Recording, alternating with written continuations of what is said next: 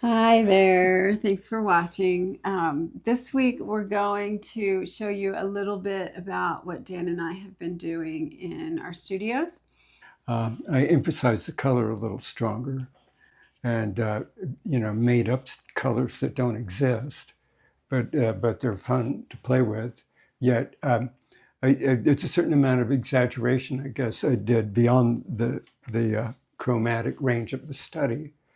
But what I have tried to do is make it plausible, not go too far. Have some saturated purples and blues in there. I do find it kind of haunting to have it sort of electrically uh, heightened out here. It's exaggeration is really what exaggeration is.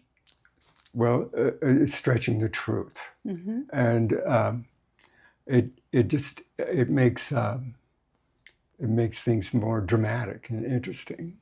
But see, what a palette knife does is gives you lots of little tiny sharp edges, very sharp edges. If you combine that with a lot of value contrast, it's likely to become garish.